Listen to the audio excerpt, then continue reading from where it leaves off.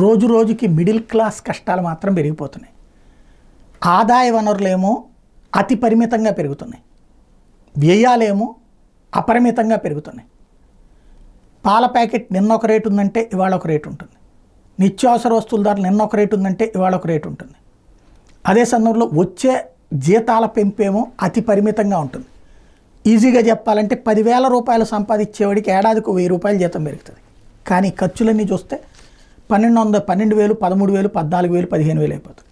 ఇక పిల్లల చదువులో అనారోగ్యము వచ్చిందంటే నరకం, అప్పుల పాలు, అప్పులకి వడ్డీలు కట్టుకోవడం. ఓ రకంగా పేదలకి ప్రభుత్వ పాఠశాలలు, ప్రభుత్వ కళాశాలలు, పెద్దవాళ్ళకి ప్రైవేట్ కళాశాలలు, ప్రైవేట్ వీటి డబ్బులు అక్కడ ఇక్కడ నడుస్తున్నాయి. మధ్యతరగతి తమ బిడ్డల్ని ప్రైవేట్ విద్యాసంస్థలని చదివిస్తారు, కానీ కష్టం వచ్చినప్పుడు తీసుకొచ్చి ప్రభుత్వ పాఠశాలలో వేయలేరు. దానికోసం అప్పుల పాలవుతున్నారు. హాస్పిటళ్ళు ప్రభుత్వ హాస్పిటల్కి వెళ్ళలేరు. పేదలు ప్రైవేట్ హాస్పిటల్కి వెళ్ళి ప్రభుత్వ ఆసుపత్రికి వెళ్ళి చేయించుకోగలరు.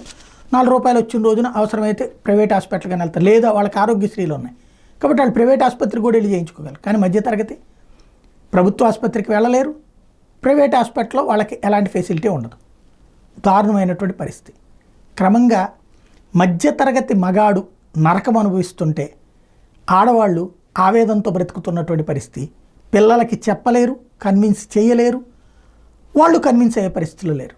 ఇది ప్రస్తుతం అసలు నరకం మిడిల్ క్లాస్కి.